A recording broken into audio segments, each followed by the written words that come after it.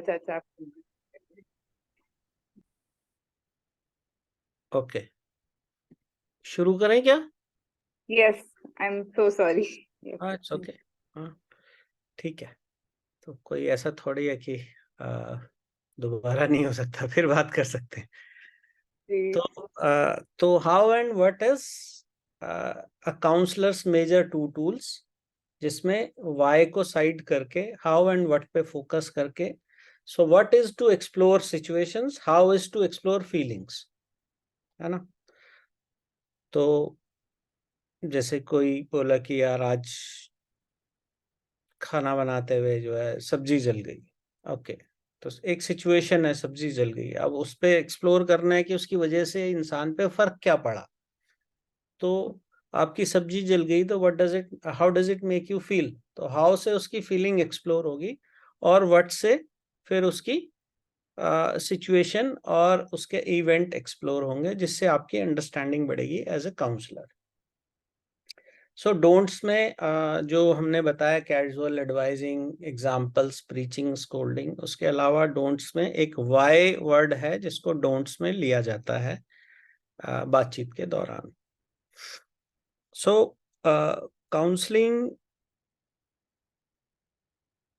में कुछ चीजें हैं जो कुछ लिटरेचर कुछ टूल्स को कवर करता है, कुछ लिटरेचर टूल्स को नहीं कवर करता। कुछ टूल्स की मैंने कल बात करी थी, है ना, जो कि कमर्शियली ज्यादा यूज होते हैं और डायग्नोसिस में काफी कम हो पाते हैं।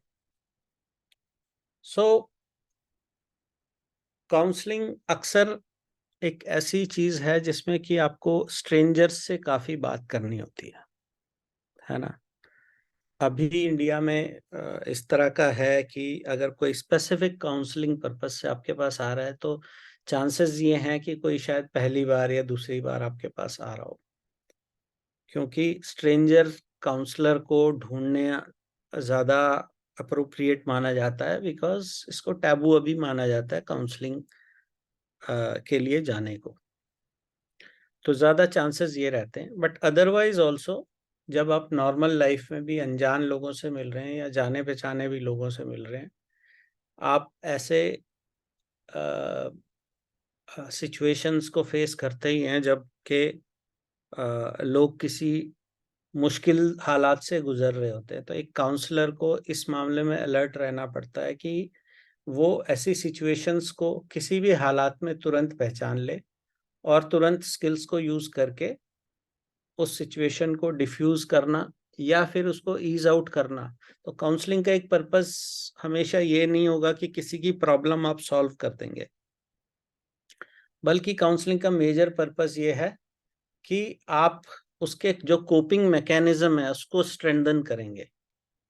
तो जिस तरह से वो जूझ रहा है किसी प्रॉब्लम से, आप उसको उस प्रॉब्लम को फेस करना और उसको बेटर तरीके से डील करने के लिए तैयार करते हैं। तो इसलिए काउंसलिंग एक इस तरह की विधा है जिसमें सॉल्यूशंस पे ना फोकस करके building mechanism to cope and deal with the problem, वो उस पर ज्यादा फोकस किया जाता है। कुछ ही टेक्निक्स में सॉल्यूशन ओरिएंटेड करते हैं, है ना। जैसे फैमिली काउंसलिंग में, या कल मैंने बताया था इंफ्रास्ट्रक्चर बिल्ड करना, वर्क लाइफ बैलेंस वाला जो मैटर कल बात हुई थी। सो आप मोटा मोटी देखेंगे तो दो तीन तरह की बातें लिटरेचर में की जाती है, जबकि काउंसलिंग में जो टूल्स हैं उनका स्पेक्ट्रम काफी बड़ा है। आप लिटरेचर में देखेंगे तो अक्रॉस लिटरेचर आपको एक टूल मिलेगा जिस पे बात करी जाती है। पहला टूल, जब भी आप किसी स्ट्रेंजर से बात करते हैं तो उसका विश्वास जीतना कि आप सही हैं और आप इतने समझदार हैं कि उसके पेन को, उसके दर्द को, उसकी प्रॉब्लम को या उसके जो भी इशू है उसको समझ पाएंगे। इसके लिए एक टूल है जिसका नाम देते हैं rapport building, RAPPORT, repo, rapport building. Repo building का मतलब दो लोगों के बीच में एक संवाद के लिए स्पेस बनना और एक विश्वास कायम होना कि दूसरा आदमी जो बात करना चाह रहा है, जो बात कर रहे हैं, इनसे बात की जा सकती है, ये समझदार हैं, विलिंग हैं और हमारी बात को समझ सकते हैं। तो एक विश्वास का आधार बनना, इसको रेपो बिल्डिंग कहते हैं। रेपो बिल्डिंग दूसरा एक जो टूल के बारे में अक्सर लिटरेचर में आपको जिक्र मिलेगा वो है feeling questions, focus on feelings. क्योंकि बायोलॉजिकली भी अगर आप देखें तो कभी हम लोग कभी फुर्सत होगी तो उस पर डिटेल से बात कर सकते हैं, क्योंकि मैंने ब्रेन के फंक्शनैलिटी, उसके mechanism and how it is related to emotions और किस तरह से बिहेवियर्स इमोशन से ड्राइव होते हैं, इस पे काफ़ी मैंने काम किया है ना। तो उसको बायोलॉजिकल एंगल से भी एक्सप्लोर किया जा सकता है। तो मोस्टली लिटरेचर आपको मिलेगा कि फीलिंग क्वेश्चंस या फीलिंग्स पे फोकस करके अंडरस्टैंडिंग को बढ़ाया जा सकता है। तीसरा एक आपको मिलेगा कि रिफ्लेक्शन एक टूल का जिक्र होता है। रिफ्लेक्शन मतलब जैसा कोई इसको किसी और भाषा में देखें तो मिररिंग भी बोलते हैं, है ना। दो तरह से यूज करते हैं, कहीं कहीं पे आपको मिररिंग दिखाई देगा इसका टूल का नाम, कहीं पे आपको रिफ्लेक्शन दिखाई देगा। रिफ्लेक्शन इज समथिंग दैट किसी ने मुझसे कुछ कहा और मैंने उसकी फीलिंग के साथ उसको वापस रिफ्लेक्ट किया या उसको शीशा दिखाया कि this is what you are going through, है ना। उससे एक्नॉलेज करने के अर्थ में, उससे पूछने के अर्थ में कि क्या आप ऐसा ही फील कर रहे हो या आप यही सोच रहे हो या यही आपके दिमाग में चल रहा है। तो ये एक टूल का जिक्र होता है। कुछ लिटरेचर में कहीं कहीं समराइजिंग करके एक टूल का जिक्र होता है कि बातचीत की समरी करना, है ना। उसको भी रिफ्लेक्शन के अर्थ में कहीं कहीं पे लिया जाता है कि कुछ लोग जो है रिफ्लेक्ट करने की जगह इस तरह से समराइजिंग करके भी उसको यूज करते हैं और इंटरचेंजेबली यूज करते हैं, कभी रिफ्लेक्शन या मिररिंग और कभी समराइजिंग। इसके अलावा बहुत ज़्यादा चीज़ों पे बात नहीं होती, लेकिन एक सीक्वेंशियल अगर देखें कि टूल्स का इस्तेमाल, है ना, तो मैं एक एक करके आपको टूल्स बताता हूँ जो एक सीक्वेंस से हैं बट उनको इंटरचेंजेबली भी यूज करते हैं। मिक्सचर ऑफ दीज टूल्स भी होता है। तो इस तरह अगर एक टूल के साथ दूसरा भी मिक्स होता है, दो के साथ तीसरा भी होता है, कई बार चार टूल एक साथ मिक्स करके बोले जाते हैं। कई बार summarising, reflection, paraphrasing, feeling question सब मिला के एक साथ यूज किया जाता है। कई बार पैराफ्रेजिंग के साथ सिर्फ रिफ्लेक्शन होता है ना। तो इस तरह से कई बार ऑप्शन क्वेश्चन के साथ फीलिंग क्वेश्चंस होते हैं, कई बार ऑप्शन जनरेशन के साथ है, कई बार इवेल्युएटिंग क्वेश्चंस होते हैं, है ना। कई बार डिसीजन ट्री वाले क्वेश्चंस होते हैं। तो वो मैं एक एक करके आपको एक्सप्लेन करता हूँ। ठीक है संदीप भैया, मेरी बात ठीक से पहुंच रही है? एक बार एक्नॉलेजमेंट ले लूं? जी भैया, बहुत इंटरेस्टिंग है और काफी ध्यान जा रहा है भैया। ओके, ठीक है। सो पहला टूल है जिसको रेपो बिल्डिंग टूल बोलते हैं और इसका बहुत ही वास्ट यूज किया जाता है। इनफैक्ट सिविल सर्विसेज की ट्रेनिंग में जितने भी ये आईएफएस या आईएएस होते हैं, इनको बहुत अच्छे से ये टूल प्रैक्टिस कराया जाता है। इनकी 21 दिन की ट्रेनिंग होती है इनकी पोस्टिंग से पहले, और हर अप्रेजल के बाद भी इनकी ट्रेनिंग्स होती है। I have this attended some of these trainings. So rapport building का टूल है, इसको बोलते हैं पैराफ्रेजिंग। सुना है आप लोगों ने ये वर्ड पैराफ्रेजिंग? वर्ड तो सुना है भैया, ओके लेकिन इसको विस्तार से समझना है। ओके, कोई बता सकता है पैराफ्रेजिंग का मतलब क्या होता है? Let's have some interactive this thing. Paraphrasing का कोई मतलब बता सकता है? जैसे हाँ जो भैया, किसी की बात को अपने context में कहना। जी सॉरी, मिस हो गया, दोबारा से कहिए। किसी और की किसी बात को अपने कंटेक्स्ट में कहना, थोड़ा सा अपने कॉन्टेक्स्ट में कहना। कंटेक्चुअली चेंज करके। ओके, हाँ हाँ, थोड़ा सा context change, manipulate type. Manipulate करके। ओके, आरती बेटा जी आप कुछ कह रहे थे? मैं कह रही थी कि जैसे किसी ने हमसे शेयर किया कुछ, हम्म, उसको रीफ्रेस करना कि ये आपने शेयर किया। जैसे आप आवाज आवाज जो को-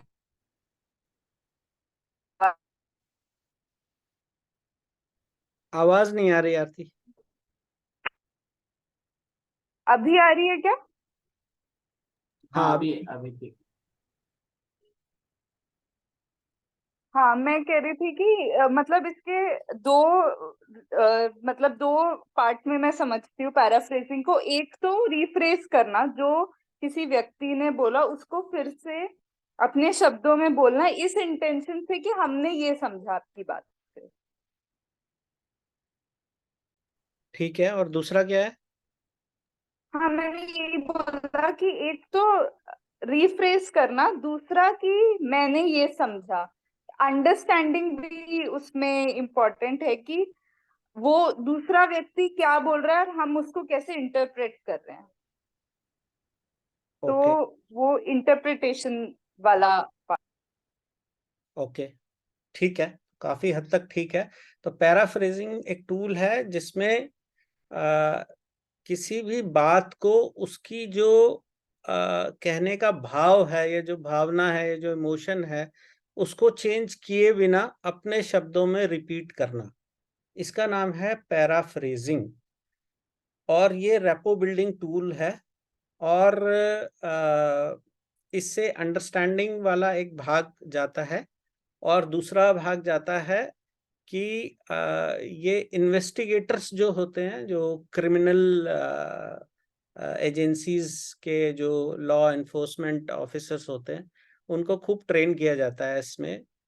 तो ये जैसा आरती बेटा जी ने बोला कि पैराफ्रेजिंग मीन्स बिना उसकी शब्दों को चेंज करके अपने अपने शब्दों में बोलना किसी बात को, बिना उसका भाव चेंज किए हुए। तो फॉर एग्जाम्पल, जैसे आरती ने इसको ठीक से समझा है, तो मैं एक सेंटेंस बोलता हूँ, आरती आप उसको पैराफ्रेज करके दिखाओ, तो सब ठीक लोगों है। को शायद समझ में आ जाएगा। ठीक है? तो मैं सिगरेट छोड़ना चाह रहा हूँ, छोड़ नहीं पा रहा हूँ।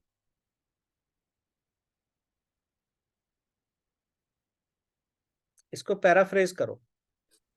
ठीक है। मैं आपकी बात से ये समझी कि आपकी चाहना तो है सिगरेट छोड़ने की, पर आप अपने आप से उसको कर नहीं पा रहे हो। ठीक है, बढ़िया। तो इसमें थोड़ा सा और शब्दों को और थोड़ा कम करके कहा जा सकता है ना? बट आप भाव पकड़ पाए क्या? सब लोग को ये बात पहुंच गई जी भैया। है ना? तो दिस इज पैराफ्रेजिंग। जब हम किसी की बात को अपने शब्दों में रिपीट करके उसको बताते हैं, तो क्या भाव जाता होगा दूसरे आदमी? मान लो मैंने ये बोला और आरती ने मुझे ऐसा बोला कि मैं ये चाह रहा हूं और कर नहीं पा रहा हूं, है ना? तो मेरे अंदर आरती के प्रति क्या फीलिंग गई होगी? मतलब वो समझ रही है आपको, आपकी समस्या को। वो मेरी बात को समझ सकती है और इनसे बात की जा सकती है, और ये इंटरेस्टेड है। क्यों? क्योंकि ये मेरी पूरी बात को एज इट इज रिपीट करके मुझ तक पहुंचाया, है ना? तो अंकल, आप इस लाइन को कैसे पैराफ्रेज करेंगे? किस लाइन को? अभी जो आपने बताया कि मैं सिगरेट छोड़ना नहीं चाहता, वो वाली लाइन को कैसे होगा फिर? आप मुझसे ये जानना चाह रही हैं कि मैंने जो सेंटेंस बोला था उसको मैं अपने शब्दों में कैसे पैराफ्रेज करूंगा? जी जी बिल्कुल। तो मैंने अभी जो आपने कहा उसको पैराफ्रेज किया। ठीक है ये? हाँ, एग्जैक्टली। जी जी ठीक है। सही बात है। पहुंची मेरा बात? इसमें एक पर्सनल एक्सपीरियंस शेयर करना चाह रही थी नरेश ओके, चाचा। पहले एक बार ज्योति दीदी से पूछ लें, ये बात पहुंची आप तक? ये जी जी हाँ जैसे बिल्कुल। है ना? अगर जी पैराफ्रेज जैसे भी बोलते मेरे हैं। साथ ही है। जब मैंने आपकी बात को रिपीट किया तो आपने क्या बोला तुरंत? हाँ हाँ हाँ, ठीक। तो हाँ का क्या मतलब कि मैं आपकी बात को जैसा आप कहना चाह रही थी ऐसा समझ गया हूँ। ठीक है ना? जी बिल्कुल। हाँ, तो ये लेकिन वो एग्जाम्पल चाह रही थी भैया कि वो सिगरेट वाली लाइन को आप कैसे पैराफ्रेज मैंने करेंगे। उनकी बात को पैराफ्रेज करके बता दिया, तो सिगरेट वाली बात को भी 10 तरीके से पैराफ्रेज किया जा सकता है।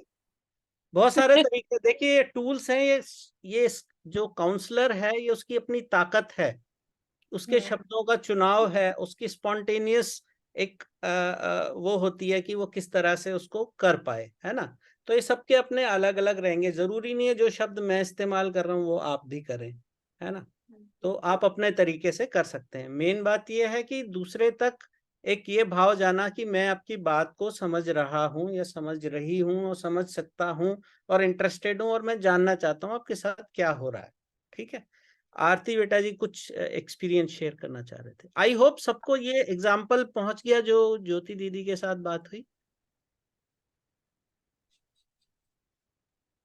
जयश्री दीदी, हाँ क्या क्या क्या कह रहे? वो पूछ रहे हैं कि सबको वो बात, एक्चुअली जयश्री दीदी मेरे साथ ही हैं, तो अच्छा, हाँ वो क्या? हम्म।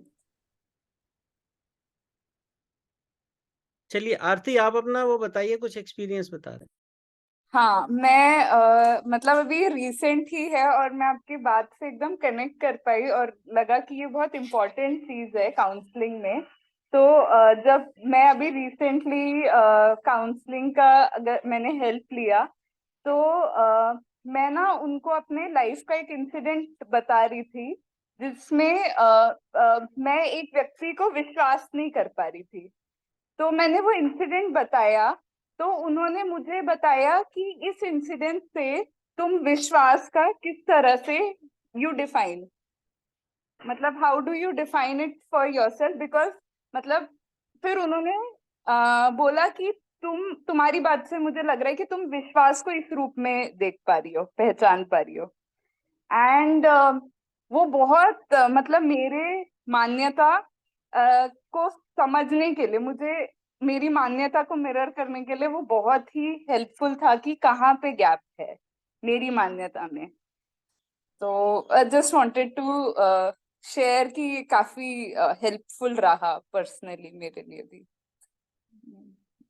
तो उन्होंने मतलब मेरे विद्या के को भी काफी फंडामेंटल कॉन्सेप्ट्स को हम एक दूसरे से इस तरह से जब डिस्कस करते हैं, अपने एक्सपीरियंस से रिलेट करके विद ईच अदर आल्सो, ये काफी हेल्पफुल रहता है।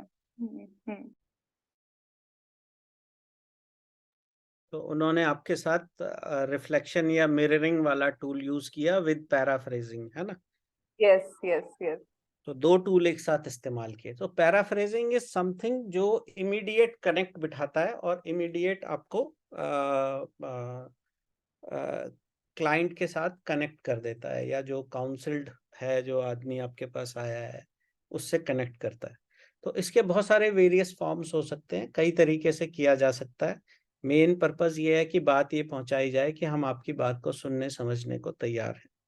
तो this is the opening of a session, है ना। पैराफ्रेजिंग मैक्सिमम इस्तेमाल होती है ओपनिंग में, ताकि जो बोलने वाला है वो बोलता रहे और हम उसको पैराफ्रेज करके रिपीट करते रहें।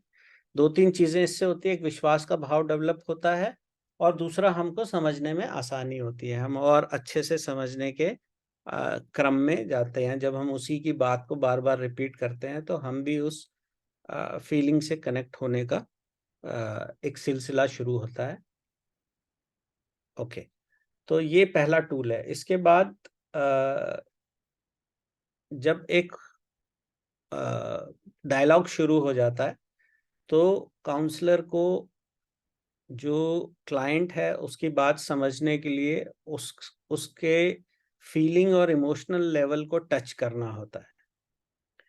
उसके लिए आपको उनकी फीलिंग्स एक्सप्लोर करनी है ना। और कई बार बहुत से इंसिडेंसेस ऐसे आते हैं जबकि आप किसी से पूछते हो कि आपकी फीलिंग क्या है इसके पीछे, और वो बताने में कुछ असमर्थ होते हैं। तो उस समय पे आप फीलिंग क्वेश्चन पूछ रहे हो, वो बता नहीं पा रहे, तो तब रिफ्लेक्शन और मिररिंग के टूल इस्तेमाल किए जाते हैं। सो सेकंड स्टेप है कि पैराफ्रेजिंग के बाद आपको फीलिंग एक्सप्लोर करनी है ना।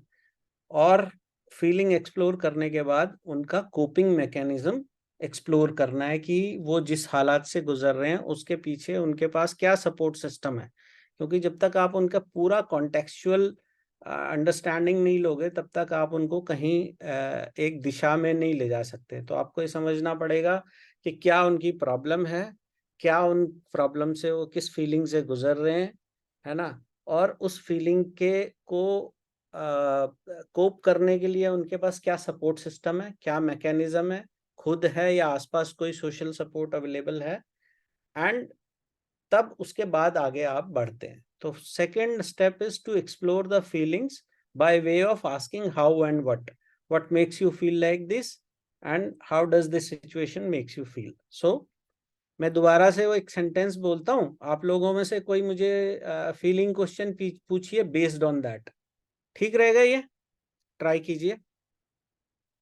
तो एक सेंटेंस बोल रहा हूं मैं, आप फीलिंग क्वेश्चन पूछिए। मैं सिगरेट छोड़ना चाह रहा हूं, छोड़ नहीं पा रहा हूं। मुझे लगता है कि आप इस बुरी आदत से जल्दी छूटना चाहते हैं भैया। ओके, और कोई?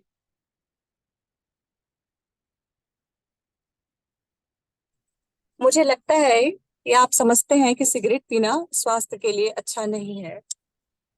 ओके, और कोई?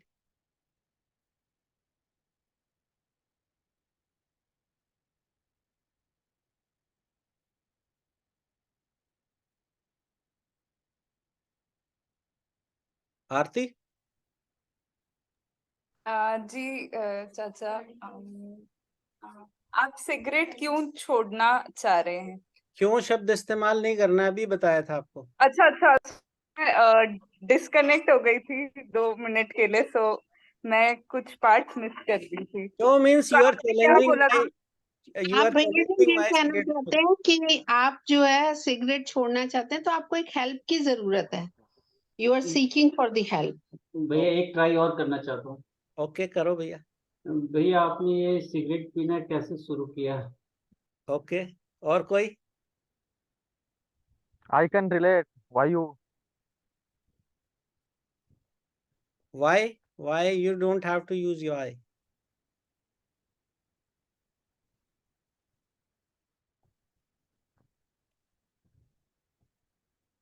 ओके, सो मैंने आपसे ये पूछा कि इस सेंटेंस में मुझे फीलिंग क्वेश्चन पूछो। कि कोई फीलिंग क्वेश्चन पूछ पाया? भैया मैं दूसरी बार आपके उस टूल के साथ सोच रहा था कि यदि उस बुरी लत से आप प्रभावित तो हैं पहली बात तो तो मैंने क्या सेंटेंस बोला, लेट्स अंडरस्टैंड दिस, इसको क्लोजली आप लोग मॉनिटर कीजिए। मैंने कहा मैं सिगरेट छोड़ना चाहता हूं, छोड़ नहीं पा रहा हूं। आपने बोला कि आप इस बुरी आदत को छोड़ना चाह रहे हो। सो आपने जजमेंट करके पहले ही बुरा बना दिया मेरे को। ये किसने बोला था बुरी आदत? सही हुआ, ये पुरानी आदत है जजमेंटल वाली। पुरानी आदत और बुरी आदत भी बोला किसी ने, है ना? हाँ मैंने ही बोला था, ये मेरी पुरानी आदत है, ऐसा मैं कह रहा हूँ, जजमेंटल होना। है ना? तो ये आपने सेंटेंस से जो फैक्चुअल चीज है उससे अलग हटके अपना कुछ जोड़ दिया, जी। है ना?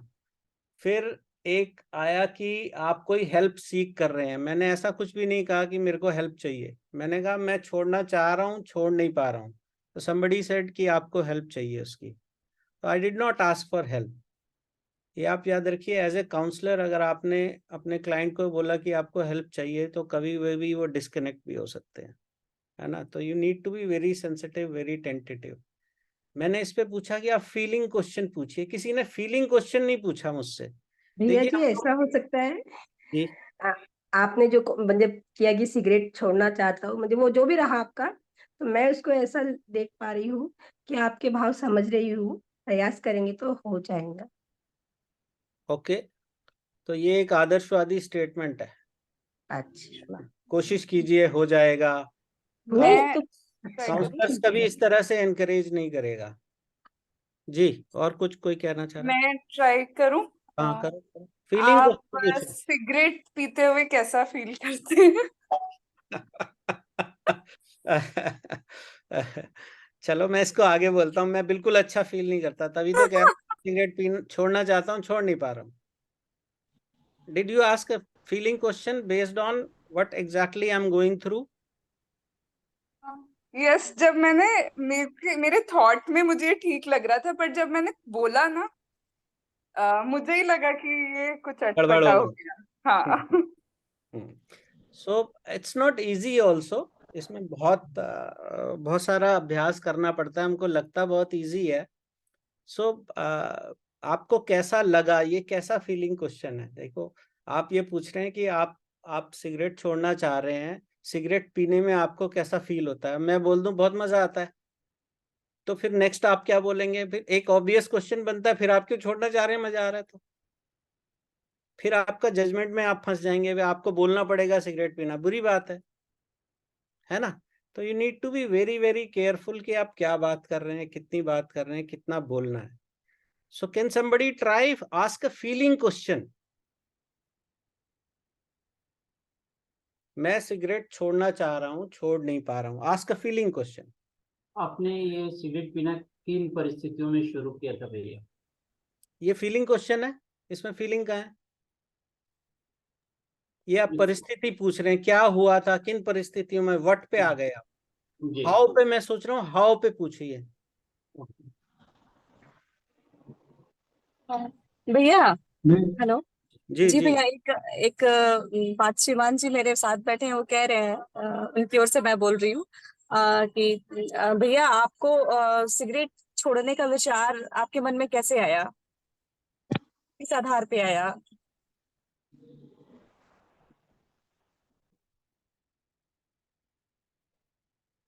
भैया म्यूट हो गया आप, आवाज नहीं भैया, आवाज नहीं आ रही है आपकी। Okay sorry. हाँ हाँ। तो आप जो ये पूछ रही हैं, ये फीलिंग क्वेश्चन नहीं है, ये आधार पूछ रही हैं आप। You are going into what. जी जी जी फीलिंग, देखिए हमको बचपन से ना ट्रेंड किया जाता है, हमारी परंपरा में ऐसा है कि फीलिंग्स को दबाओ। जी जैसे भैया जी, बिल्कुल जैसे बच्चे बिल्कुल। रोते हैं तो उनको बोलते हैं बहादुर बच्चे रोते नहीं है, रोना अच्छी बात नहीं है ना। जबकि आपको पता है बायोलॉजिकली रोना इज हीलिंग योर वुंड। शरीर में जब किसी चीज का पेन ज्यादा हो जाता है तो आंखों से आंसू निकलते हैं, टू हाथ कोप अप छोड़ो विद मैं दैट। मैं चाहता था ट्राई करूं एक बार। हाँ करो।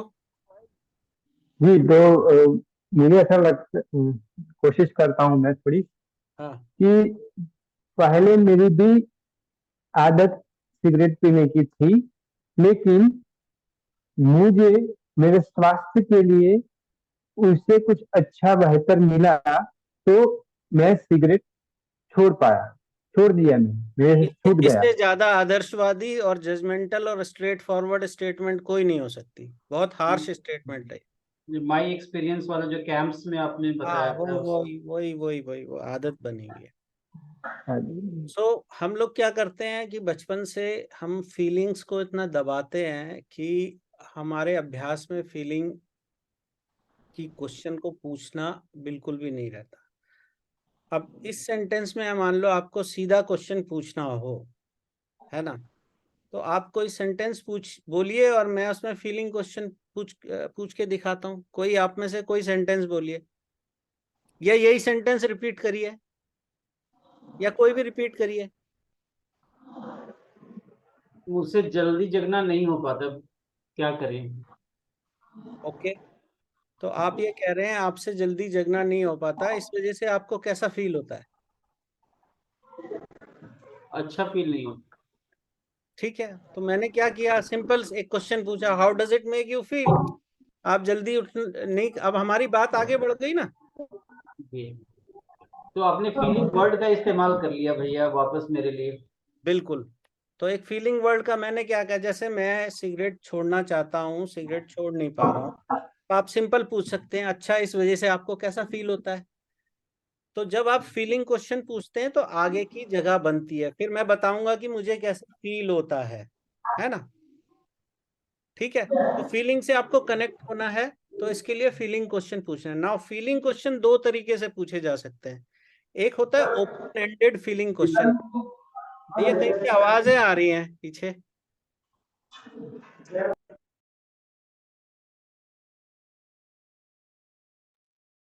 म्यूट हो गया। हाँ ठीक है। तो फीलिंग क्वेश्चन दो तरीके से पूछे जाते हैं, one is open ended and one is closed ended. ठीक है, तो ओपन एंडेड का मतलब, जैसे मैंने पूछा कि आप मैं सिगरेट छोड़ना चाह रहा हूँ, छोड़ नहीं पा रहा, अच्छा इस वजह से आप कैसा फील कर रहे हैं? ये एक ओपन क्वेश्चन हो गया। अब इसमें कोई भी फीलिंग हो सकती है ना? खराब फील कर रहा हूँ, अच्छा नहीं लग रहा है, ऐसे कुशाल भाई ने बोला। और एक होता है क्लोज्ड एंडेड। क्लोज्ड एंडेड मतलब मैं एग्जैक्टली वो फीलिंग पकड़ पाया, ये प्रैक्टिस के बाद आता है कि आप ये करना चाह रहे हैं और कर नहीं पा रहे हैं, तो इसके पीछे की आपकी फीलिंग क्या है ना? तो एक तो क्वेश्चन ये हो गया कि how does this make you feel, आप छोड़ना चाह रहे हैं, छोड़ नहीं पा रहे, इस वजह से आप कैसा फील करते हैं। ये एक फीलिंग क्वेश्चन हो गया जिससे डायलॉग आगे बढ़ा। एक इसको क्लोज्ड एंडेड भी बोल सकते हैं, जब हम एग्जैक्टली फीलिंग का नाम लेके उस क्वेश्चन को पूछें। तो आप लोग में से ये बताइए कोई कि मैं सिगरेट छोड़ना चाह रहा हूँ, छोड़ नहीं पा रहा, इसके पीछे मेरी फीलिंग क्या होगी? आपको बुरा लग रहा है ना, आप सिगरेट नहीं छोड़ना एग्जैक्ट पा रहे फीलिंग हैं। बताओ, एग्जैक्ट।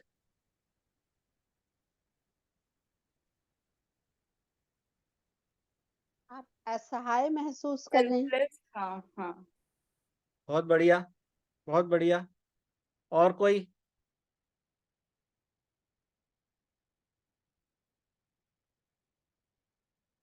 गिल्ट। ओके। और कुछ? मैं कुछ काम करना चाहता हूं और कर नहीं पाता हूं, उससे मैं कैसा फील करता हूं? अपने में विश्वास की कमी है, ऐसा कुछ, विश्वास का अभाव फील हो सकता है इसमें। ओके। और कुछ?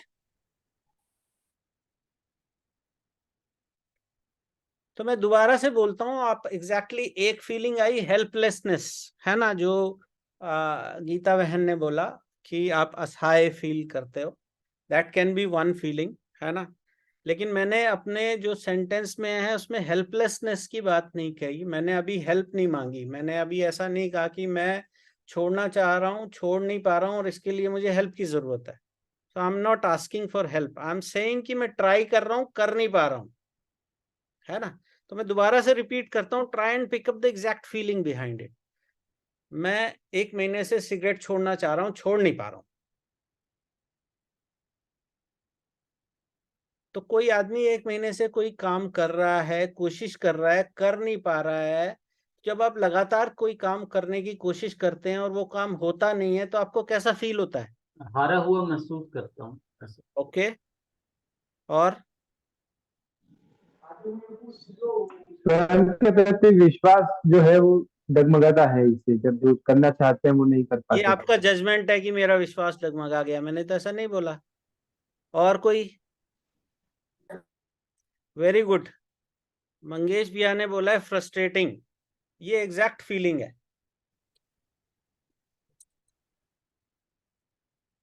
ना? तो इसमें क्लोज एंडेड क्वेश्चन क्या हो सकता है कि आप ये कह रहे हो कि आप 1 महीने से सिगरेट छोड़ना चाह रहे हो, छोड़ नहीं पा रहे हो, does it make you feel frustrated? क्या इस वजह से आपको फ्रस्ट्रेशन होती है? या जैसे कुशाल भाई ने कहा, मैं जल्दी उठने का प्रयास कर रहा हूँ लेकिन कर नहीं पा रहा हूँ, क्या इस वजह से आप फ्रस्ट्रेटेड फील करते हो? क्योंकि आप लगातार किसी चीज का प्रयास कर रहे हो और उसको अचीव नहीं कर पा रहे हो। तो पहली फीलिंग क्या आएगी? फ्रस्ट्रेशन, है ना? और अगर मैं साथ में ये कहूँ कि मुझे लगता है मुझे कोई हेल्प की जरूरत है ना, तब ये जो क्वेश्चन गीता बहन ने पूछा था कि आर यू फीलिंग हेल्पलेस, क्या आप हेल्पलेस फील कर रहे हो, है ना? तो ये और अप्रोप्रिएट, ये एक प्रैक्टिस के बाद धीरे धीरे आने वाली चीजें हैं, है ना? इन टूल्स में बहुत सारी, बहुत लंबी देर तक प्रैक्टिस करनी पड़ती है, और क्योंकि हमारे परंपरागत तरीकों में ऐसा नहीं सिखाया जाता, तो इस वजह से थोड़ा सा समय लगता है। सो दूसरा टूल ये था, asking closed ended and open ended feeling question. One is paraphrasing, second is exploring feelings, and third is coping mechanism को एक्सप्लोर करना। नाउ इसी सेंटेंस पे लेट्स से आप इसको कोई एक जना पैराफ्रेज भी करो और फीलिंग क्वेश्चन भी पूछो वापस, फ्रस्ट्रेशन के साथ, है ना? फ्रस्ट्रेशन मेरी फीलिंग है, उसको रिपीट करो, और इस डायलॉग को और एक तीसरे टूल की तरफ आगे ले जाते हैं जिसका नाम है एक्सप्लोरिंग कोपिंग मैकेनिज्म। तो मैं 1 महीने से सिगरेट छोड़ना चाह रहा हूं, छोड़ नहीं पा रहा हूं। आप में से कोई इसको पैराफ्रेज करे और फीलिंग क्वेश्चन पूछे, फ्रस्ट्रेशन वाली फीलिंग।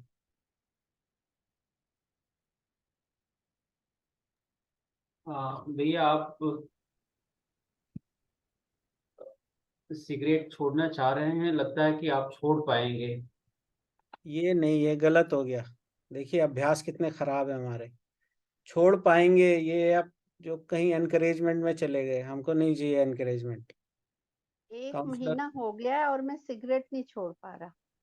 ये तो मैं कह रहा हूँ, आप उसको मेरे सेंटेंस को पैराफ्रेज करके और उस पे फ्रस्ट्रेशन वाला फीलिंग क्वेश्चन पूछिए।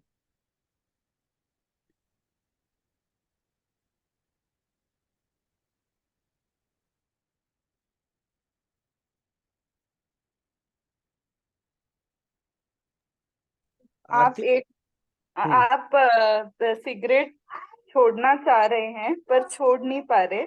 क्या इससे आपको फ्रस्ट्रेशन फील होता है? वेरी गुड, वेरी गुड, ये अप्रोप्रिएट है ना? ठीक है, तो अब आपने दोबारा से बोलिए आरती इसको। आप सिगरेट छोड़ना चाह रहे हैं पर छोड़ नहीं पा रहे हैं, क्या आपको इससे फ्रस्ट्रेशन फील होता है? हाँ, मैं बहुत फ्रस्ट्रेटेड फील करता हूँ, समझ में नहीं आता क्या करूँ, और लेकिन हो ही नहीं पा रहा है। Now can you ask me a coping mechanism system?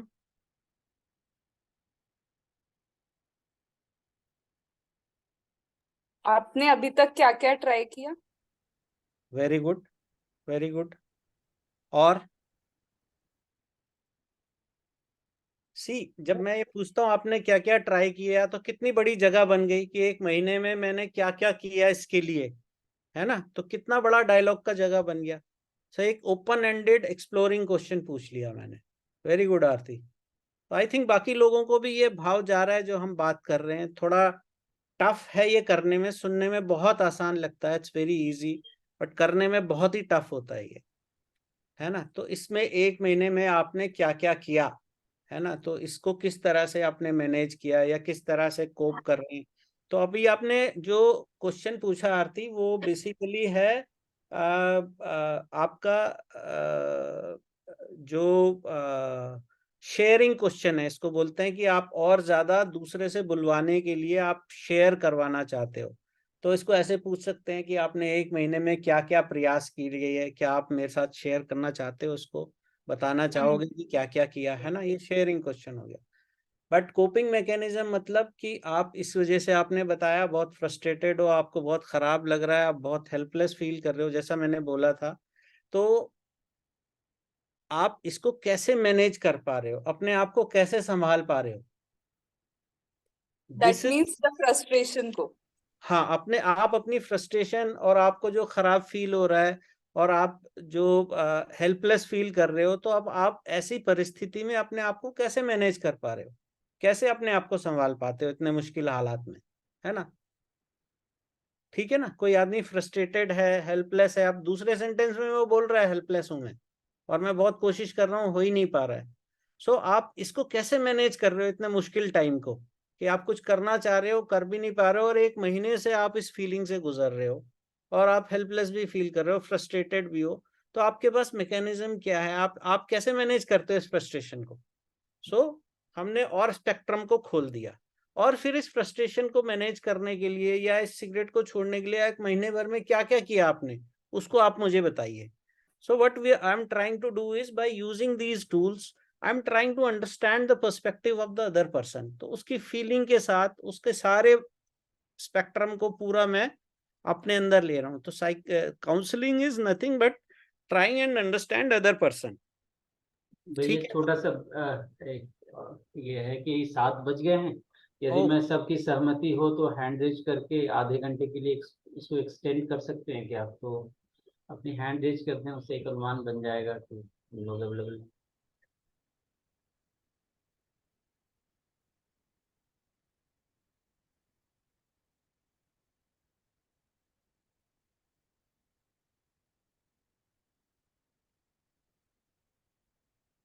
जो लोग नहीं सुन पाए हैं उनके लिए फिर से ये कि हम आधे घंटे के लिए इस सेशन को आगे बढ़ाना चाहते हैं, हैंड रेज करके अपनी सहमति दें।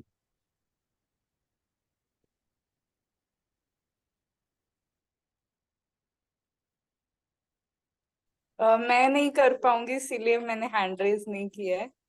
ऑब्वियस है। नहीं, मतलब सुना नहीं, ऐसा नहीं।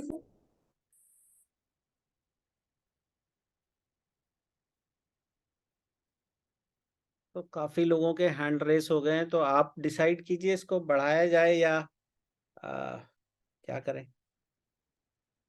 ये 17 में मुझ समेत 6 लोग हैं और आप 7 में हैं, तो 10 लोग जो है वो कट रहे हैं। और हो सकता है वो नहीं हाथ उठा पा रहे हो, ऐसे 2-3 लोग हैं अभी फिर से आ गए। तो भैया आप कंटिन्यू कर सकते हैं, मुझे लगता है कि इतने लोग काफी हैं इस सेशन को आगे बढ़ाने के। ओके, ठीक है। तो इसमें मोटा मोटी जो दोबारा से रिपीट करता हूँ, एक टूल आया पैराफ्रेजिंग, दूसरा टूल आया एक्सप्लोरिंग द फीलिंग। और फीलिंग एक्सप्लोर करने में 2 तरह के क्वेश्चंस हैं।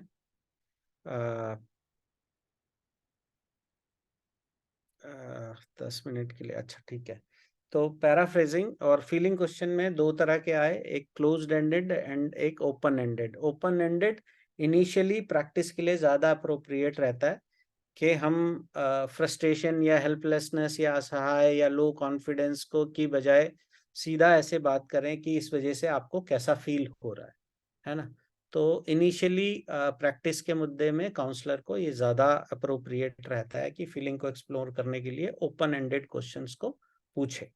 और एनकरेज टू टॉक मोर, तो दूसरे से ये कहना कि इस वजह से आपको कैसा, आपने क्या क्या किया इसको करने के लिए, इसको एक्सप्लोर करने के लिए वो ज़्यादा से ज़्यादा बोले और ज़्यादा से ज़्यादा अपनी बातें बताए, है ना। तो एनकरेज टू टॉक मोर ये एक टूल है। और फिर रिफ्लेक्शन एक टूल है जिसके बारे में हमने बात की कि क्या इस वजह से आप फ्रस्ट्रेशन फील कर रहे हैं, तो हमने उसकी फीलिंग को वापस उसी पे रिफ्लेक्ट कर दिया। इसको मिररिंग भी बोलते हैं और ये आगे भी डायलॉग्स में आता ही है, मतलब between the counselling sessions. So paraphrasing, feeling question open and closed, exploring coping mechanism third, fourth is reflection और मिररिंग, है ना। कि जैसे इसी सेंटेंस को लें कि मैं 1 महीने से छोड़ना चाह रहा हूँ और छोड़ नहीं पा रहा हूँ और इस वजह से बहुत असहाय हूँ और मुझे लगता है कि मैं नहीं कर पाऊंगा, है ना। तो इसको पूरा सेंटेंस को रीफ्रेज करके और मिरर अगर करना हो, तो आपने जो बताया तो मुझे ये समझ में आया कि आपने 1 महीने से इसको छोड़ने की कोशिश की और आप छोड़ नहीं पा रहे हो, इस वजह से आपने बताया आप फ्रस्ट्रेटेड भी हो, है ना, असहाय भी फील कर रहे हो, हेल्पलेसनेस फील कर रहे हो, कॉन्फिडेंस भी आप बता रहे हो लो है और आपको लग रहा है कि इसमें शायद आप ना कर पाओ, है ना। तो क्या आपको सेल्फ डाउट हो रहा है? तो अभी क्या किया हमने, सारे चीज को लेके मिक्स करके और वापस एक रिफ्लेक्ट कर दिया कि क्या आप सेल्फ डाउट में हो कि शायद मैं नहीं कर पाऊंगा, है ना। तो लास्ट सेंटेंस क्या बोला, उसको पकड़ के हम उसको रिफ्लेक्ट या मिररिंग टूल बोलते हैं। तो इस सेंटेंस में अगर हमने ये जोड़ दिया कि आप ये कह रहे हो कि अब शायद आप नहीं कर पाओगे, है ना, तो क्या आप इस वजह से सेल्फ डाउट में हो, आप अपने ऊपर विश्वास नहीं कर पा रहे हो, है ना। तो लेट्स से उसने बोला कि हाँ मुझे ऐसा लगता है कि मैं नहीं कर पाऊंगा।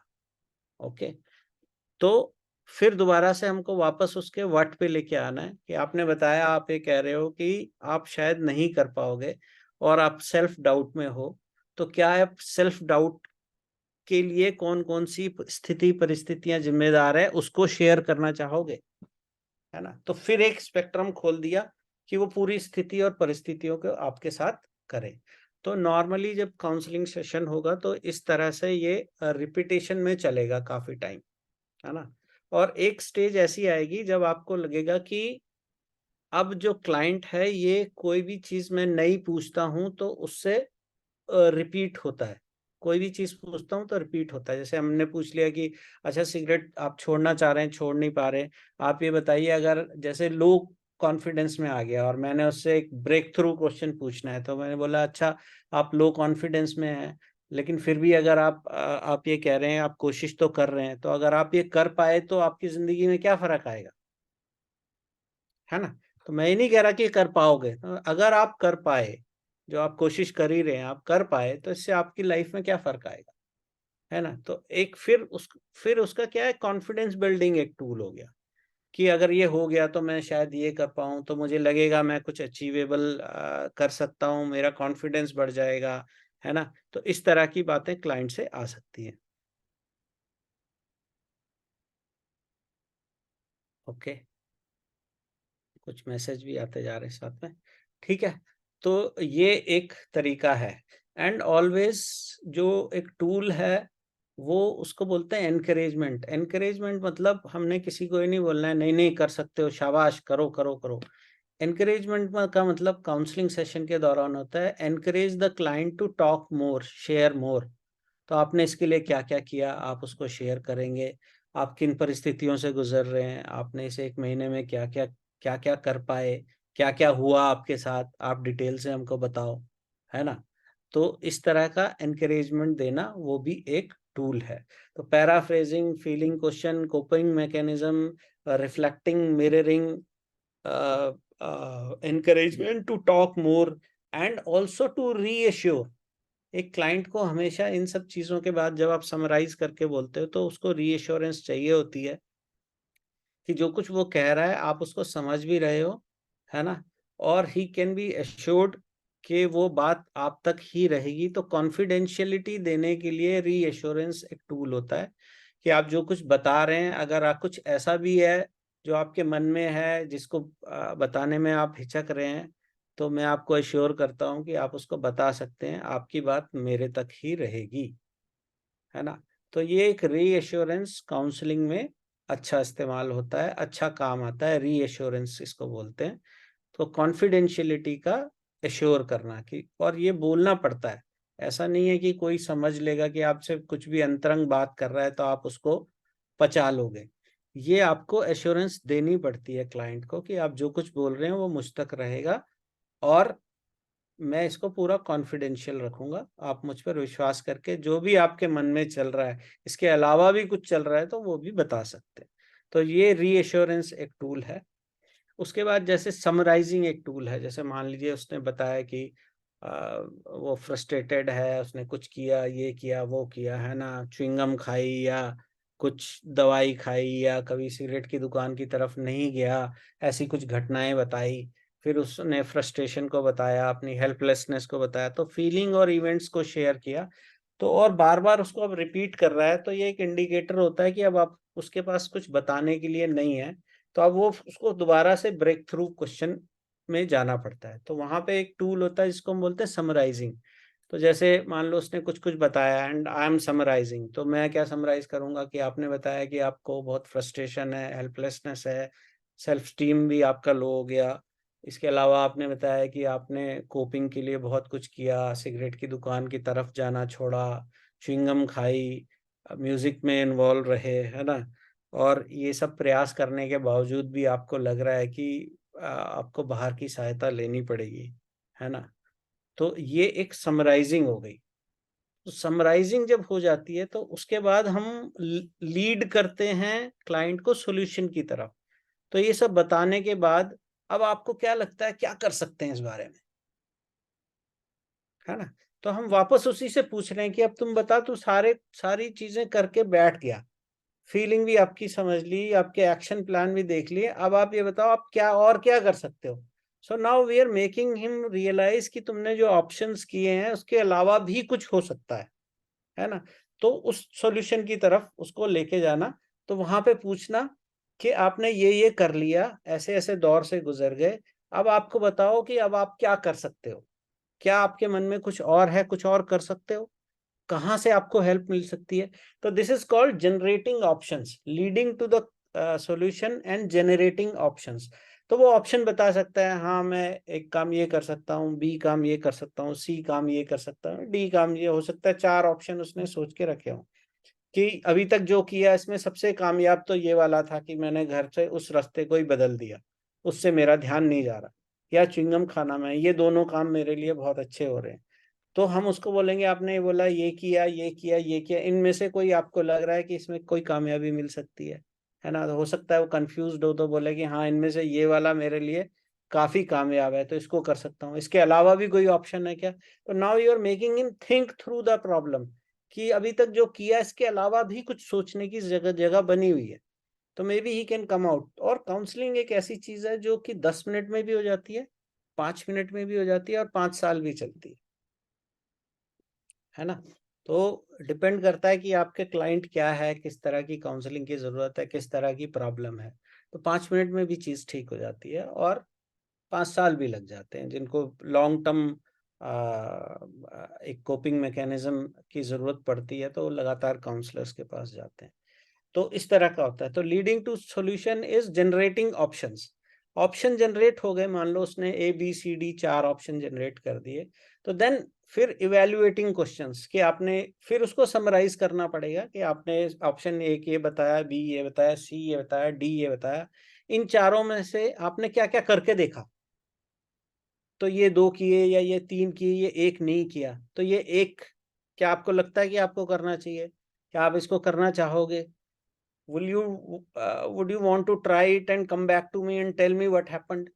तो आप इसको ट्राई करके मुझे दोबारा बताने आओगे क्या? कोशिश करोगे, है ना? या हो सकता है वो बोले ये 4 मैंने ट्राई किए, तो या 3 ट्राई किए, एक नहीं किया, बट एक मैं करना चाहता हूँ, है ना? तो उस 3 में और इस एक में क्या फर्क है? तो अब हम और डीप पेनिट्रेशन में जा रहे हैं, और डीपली उसको पूछ रहे हैं कि क्या क्या कर सकते हैं तुम्हारी प्रॉब्लम को। We are trying him to make him think through all the possibilities of resolving the issue, क्योंकि उसकी प्रॉब्लम का एक्सपर्ट वही है ना? हम उसका एक्सपर्ट नहीं है, क्योंकि हम उसके थ्रू गुजर नहीं रहे। तो he would be in a best position to generate options for him. तो वो ऑप्शन जनरेट कराना एक टूल, एंड देन उन ऑप्शंस को इवेल्युएट कराना। इवेल्युएट करवाने का मतलब होता है, जैसे आपने ए ऑप्शन बताया, उसके कुछ प्रोज हैं और कुछ कॉन्स हैं, इसको बोलते हैं मेकिंग अ डिसीजन ट्री। तो उसके साथ मिलके एक डिसीजन ट्री बनाना, कि ए करूंगा तो उसका ए का पॉजिटिव ये है, नेगेटिव ये है, बी करूंगा तो बी का पॉजिटिव ये है, नेगेटिव ये है, सी करूंगा तो उसका पॉजिटिव नेगेटिव, डी करूंगा तो उसका पॉजिटिव नेगेटिव। तो इस तरह हमने ब्रांचेस बना ली, इसके ऑप्शंस की फर्दर ब्रांचेस बना ली। इसको करने से ये होगा, इसको करने से ये होगा, इसको करने से ये होगा, इसको करने से, एंड देन उसका इवेल्युएशन। इन चारों में से जो आपने प्रोज एंड कॉन्स बताए, इसका ये है, इसका ये है, तो समराइजिंग में बहुत समय लगता है ना? तब आप ये बताओ कि इन सबको करने के बाद अब आपको क्या लगता है इसमें से बेस्ट ऑप्शन कौन सा है? तो then taking him to a conclusion, है ना? तो ड्राइविंग कंक्लूजन, उससे उससे उससे ही कंक्लूजन निकलवाना, है ना? कि अब आप ये बताओ कि इनमें से क्या करना चाहोगे आप। तो लेट्स से ही सेज मैं सी करूंगा, है ना, मुझे लगता है सी में मैं कामयाब हो जाऊंगा, है ना? तो उसने एक कंक्लूजन बना लिया कि मैं सी करूंगा और मुझे लगता है मैं सी में कामयाब हो जाऊंगा। तो अच्छा, सी करने के लिए अब क्या करोगे? तो now we are leading him to an action plan.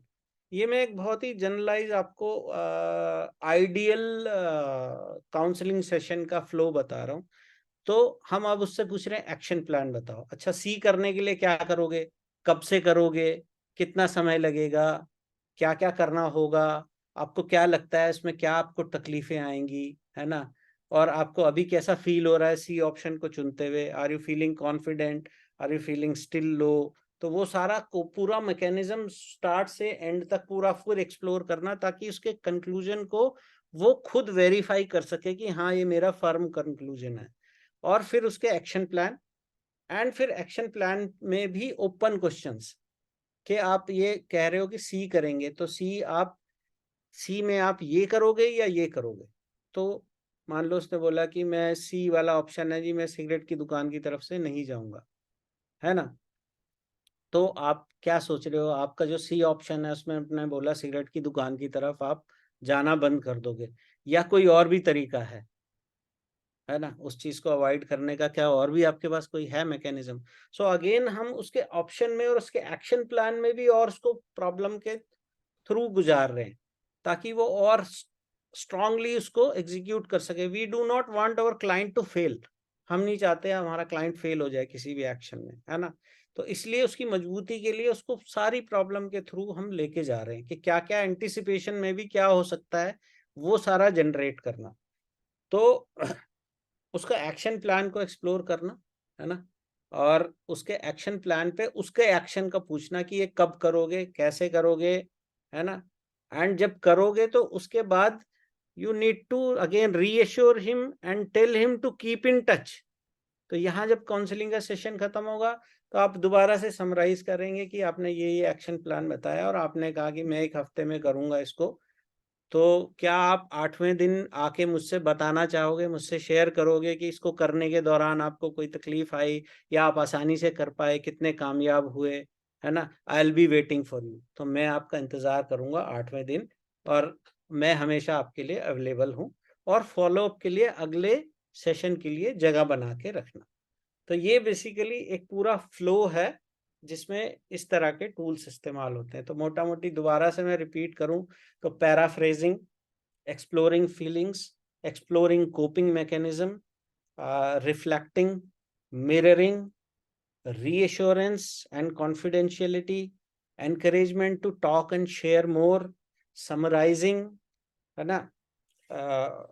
जब भी वो रिपीटेशन करे तो उस टाइम पे summarising, leading to solutions, generate asking option questions and generating options, evaluating options, creating a decision tree, है ना।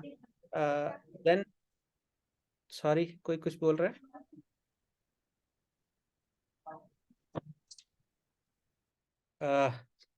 तो इवैल्यूएटिंग ऑप्शंस, ठीक है। देन हेल्पिंग टू कंक्लूड, है ना, बेस्ट ऑप्शन चूज करके उसको कंक्लूजन पे लाना, उसको एग्रीमेंट पे लाना। Then asking for action plans, exploring action plans, है ना। And then again reassurance and a follow up for his action plan. ये टोटलिटी में एक आइडियल काउंसलिंग का सेशन रहता है। तो यहाँ मेरी बात खत्म हुई। संदीप भैया, कोई कुछ पूछना चाहे तो पूछ सकते हैं। जी बढ़िया, मतलब एक पूरा काउंसलिंग सेशन को इस एग्जाम्पल से, सिगरेट वाले एग्जाम्पल से भैया आपने बहुत अच्छे से बताया। हमारे लिए तो ये लग रहा है कि अध्ययन का ये, मतलब मैं शेयर कर रहा था कि जो चीज़ हमें पहले जिंदगी के पहले शुरुआत में सीखनी चाहिए वो अभी सीख रहे हैं, और कितनी गलतियां हमने कर दी और कर ही रहे हैं। तो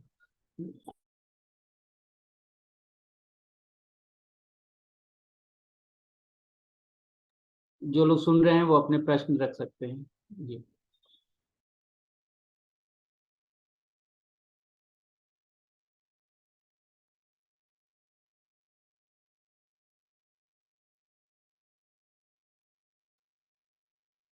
भैया, एक चीज तो मैंने सबसे हैंड रेज करवाया था, लेकिन आप ही से नहीं पूछा कि आपके पास टाइम अवेलेबल है कि नहीं, ये मुझसे गलती हुई थी। नहीं नहीं भैया, मेरे पास टाइम है, कोई दिक्कत नहीं है। आपने 7:30 बोला, मैं 7:30 तक हूँ। अभी 10-11 मिनट हैं। अगर किसी के कोई क्वेश्चंस हैं तो या टूल्स के बारे में कुछ क्लैरिफिकेशन है, कुछ चाहिए, है ना, या डोंट्स के बारे में कुछ पूछना है तो पूछ सकते हैं, मैं अवेलेबल हूँ।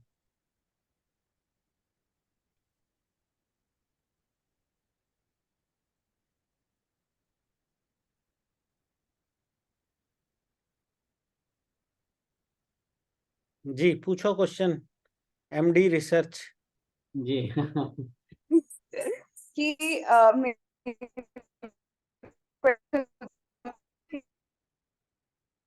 आरती बेटा आवाज नहीं आ रही है। मैं मेरे अब क्या? आवाज हेलो, नहीं आ रही मेरी आवाज है। अभी ठीक है? हाँ अभी ठीक है, अभी ठीक है, दोबारा पूछिए। मैं पूछ रही थी कि अगर कोई क्लाइंट काउंसलर से बोलता है कि मुझे आपका ओपिनियन जानना है किसी एक पर्टिकुलर चीज पर,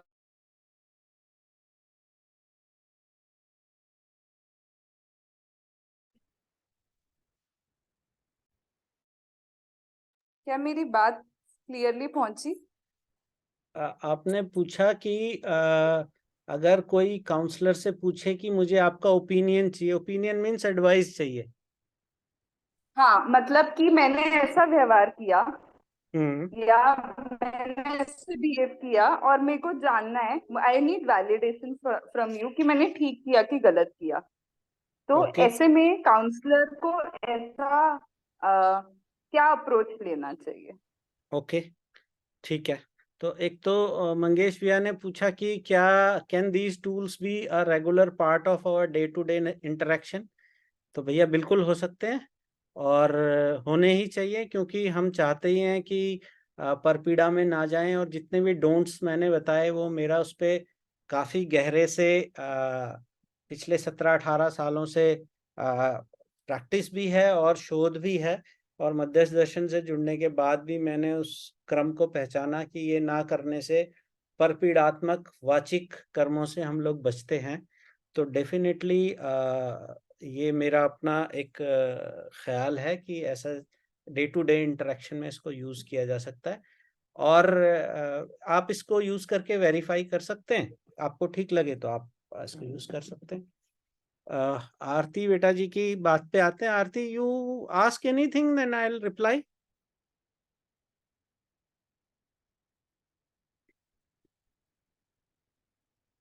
आरती आप पूछिए, कुछ पूछिए, मैं उसको रिप्लाई करता हूँ एज ए काउंसलर। ठीक है। मुझे मुझे किसी व्यक्ति का व्यवहार अच्छा नहीं लगा और मेरे मन में भाव बिगड़ रहे थे, फीलिंग्स बिगड़ रहे थे। तो मैंने उसको गुस्से से रिएक्ट कर दिया। क्या मैंने ठीक किया? या मुझे कैसे अगर मुझे ठीक लगी तो मुझे क्या करना चाहिए? आरती आवाज ठीक से नहीं पहुंची, ठीक है, दोबारा से।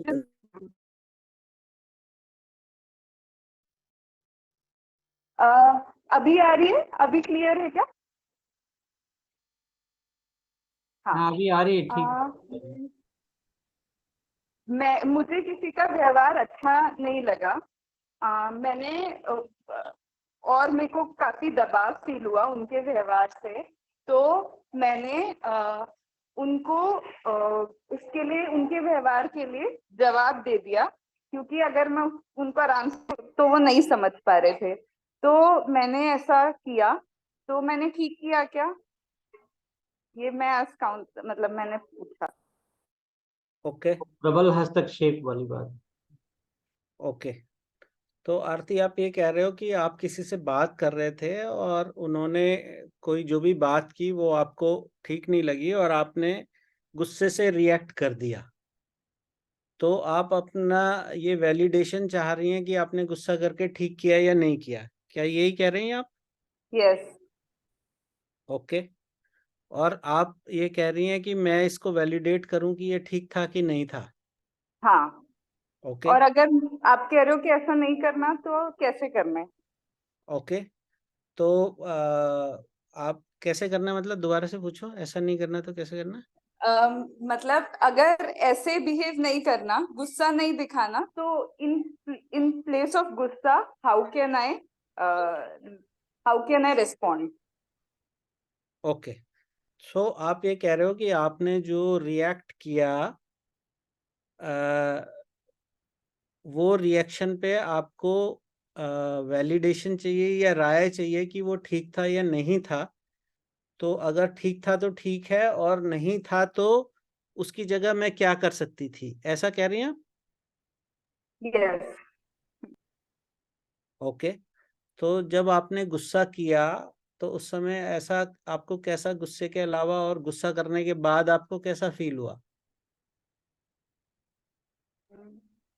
गुस्सा करने के बाद ऐसा लगा कि मेरे पास कोई और ऑप्शन नहीं मुझे समझ में आया, तो मैंने वही किया जो मेरी समझ से ठीक था ओके। और तो मुझे क्या? ठीक लगा। बट ओके मैं ये भी सोच रही थी कि क्या कोई और विकल्प हो सकता है? ओके। तो आप ये कहना चाह रहे हो कि आपने जो किया वो आपको ठीक लगा, लेकिन आप कोई ये सोच रहे थे कि क्या मैं कुछ और भी कर सकती थी, तो कुछ डिससेटिस्फेक्शन था आपको अपने एक्शन से? हाँ, मतलब मेरी अभी की परिस्थिति के लिए वो ठीक लगा, बट डिससेटिस्फेक्शन भी था। ओके, तो आप ये कह रहे हो कि कुछ बेटर वे हो सकती थी, क्योंकि एंड ऑफ द डे वो जो आपने जो कुछ किया वो आपको ठीक नहीं लगा। हाँ। ओके, और आप इस चीज का वैलिडेशन मुझसे चाहते हो, तो अगर मैं इसको सही या गलत कहूं तो उससे आपको क्या फर्क पड़ेगा? अगर आप सही करें बोलेंगे तो मैं फ्यूचर में भी शायद ऐसे ही रिएक्ट करूं, और अगर आप इसको गलत बोलते हैं और मुझे कोई और ऑल्टरनेटिव देते हैं तो मैं उस तरह से रिस्पॉन्ड कर पाऊंगी। ओके, और आपको खुद से कैसा लगता है कि आपके पास ऑप्शन होगा तो उसको ट्राई करना चाहेंगे आप? हाँ, ओके, तो आप सोच के बताएंगे मुझे कि क्या और ऑप्शन हो सकते थे इसकी जगह? मैं अभी सोच नहीं पा रही। कोई बात नहीं, तो मैं इंतजार करूंगा, आप सोच के बताइएगा। ओके, तो ये सारे टूल कब तक सोच इस्तेमाल के होते हैं? बताएंगी? कब तक सोच के बताएंगी? मैं आपको नेक्स्ट सेशन में सोच के बताती हूँ। ओके, और नेक्स्ट सेक्शन कब प्लान है? ओके, तो आप मुझे अलग से इसी करके टाइम। बता सकती हैं ऑप्शन जो भी आपने सोचे, और हम उस बारे में बात करेंगे और कोशिश करेंगे कुछ और ऑप्शन जनरेट करने की जो कि शायद आपको सेटिस्फेक्शन दे। ओके, ठीक है। ठीक है। मैं समझ पाई आपका। भैया मैं रोक नहीं पा रहा हूँ अपने आप को, कुछ कहूँ? जी बिल्कुल, बोलो भैया बोलो। भैया जितने टूल आपने बताए, उन टूल में जो सबसे पहला था वो रिफ्लेक्शन मिररिंग, ये आपने आरती दीदी के साथ इस्तेमाल किया। हम्म। उसके बाद फिर आपने फीलिंग क्वेश्चन डाले। हम्म। फिर आपने डिसीजन ट्री, ऐसा मुझे दिखा कि आप उनसे ऑप्शन पूछ रहे हैं, हम्म। और फिर आप उनको रीअश्योर कर रहे हैं।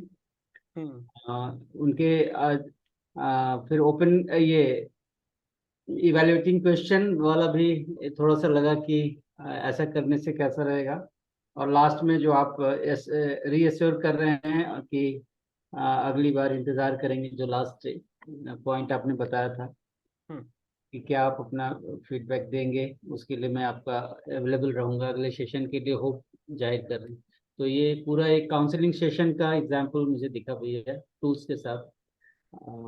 और भी मैं कुछ चीज़ें छोड़ गया हूँ, उसको आप ध्यान दिलाएंगे? ठीक है, मेरे तो अभ्यास में है भैया, आप लोग नोट करिए, मेरे तो अभ्यास में। आरती, आपको कैसा लगा बात करके?